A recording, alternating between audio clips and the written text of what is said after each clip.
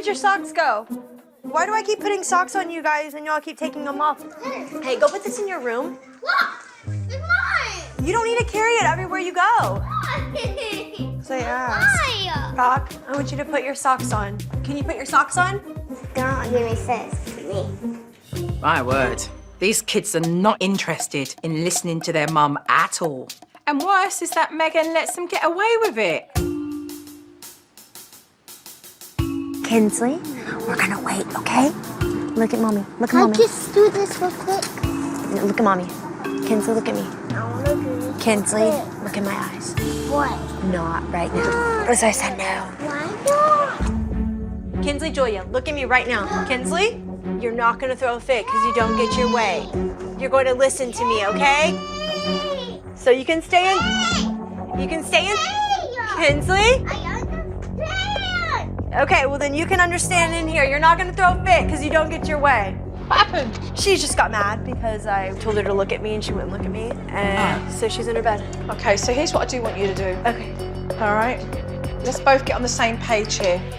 So, the kids are doing something you don't want them to do. You've already said nicely, can you stop doing it? And they refuse and become defiant. In that moment, you tell the child in a conversational tone, hey, can you stop doing that, please? And here's why I don't want you to do it. Then they make a decision to be defiant, right? You go over with a warning. And you say to them, look, this is your warning. Stop doing that, and here's why. Low-toned, authoritative voice, eye contact, and you'll walk away. If they choose to be defiant and go beyond the boundary of what they're not supposed to be doing, then you could remove privilege or they could go to bed early. Every time your kids misbehave, it's a teaching moment for you both to be able to put a boundary in place. It's not about discipline, it's about putting in first. Right. Okay, and having healthy communication first, because if you can verbally get it right, then you'll never need to follow through, okay? Okay. I'd like you to practice with Dad right now, that low-toned authoritative voice. And Jonathan, you can sit down on the sofa right now, so that at least we have a good height here. Okay. All right, so let me hear that authority with you just meaning what you're saying and saying what you're meaning, right? Yeah. Let's just say that Riley keeps pulling the ball over the fence. So imagine you're talking to one of the girls. Rayleigh, I've asked you to stop throwing the ball over the fence. Can you please stop throwing the ball over the fence? This is my warning to you, and this is gonna be my last time to ask you. I'm done.